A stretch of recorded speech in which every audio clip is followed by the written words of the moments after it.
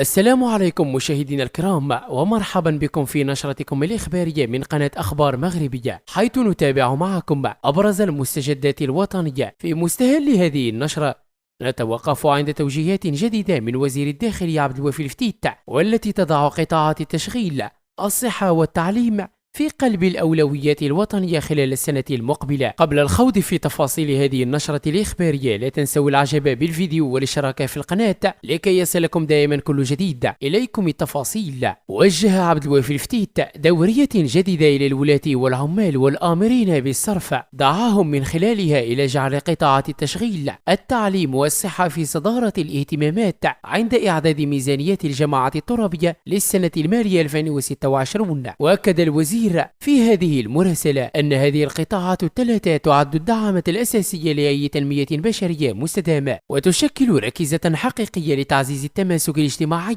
وتحقيق العدالة المجارية بين المختلف جهات المملكة. كما شدد الفتيت على ضرورة إعطاء الأولوية للمشاريع الحيوية ذات الأثر المباشر على المواطنين، وضمان الالتزام بالمسؤولية المالية أثناء إعداد الميزانيات، حيث تنعكس الموارد العمومية بشكل ملموس على الحياة اليومية للمواطنين. وتأتي هذه التعليمات الصارمة في سياق الجهود الحكومية الرامية إلى تحسين الخدمات الاجتماعية الأساسية وتوجيه الاستثمارات نحو القطاعات التي تمس المواطن المغربي مباشرة، وفي مقدمتها التشغيل والتعليم والصحة، باعتبارها الركائن الثلاثة لبناء مغرب متوازن ومتماسك. هذه التوجيهات الجديدة من وزارة الداخلية تؤكد أن التنمية الحقيقية تبدأ من الإنسان، وأن الاستثمار في التشغيل، التعليم والصحة هو الطريق الأمثل لبناء مجتمع قوي ومتضامن. وتبقى هذه الخطوة دليلا واضحا على التزام الدولة المغربية بالنهج الاجتماعي والإنساني في تدبير الشأن العام وتوجيه الموارد نحو ما يعود بالنفع المباشر على المواطن المغربي.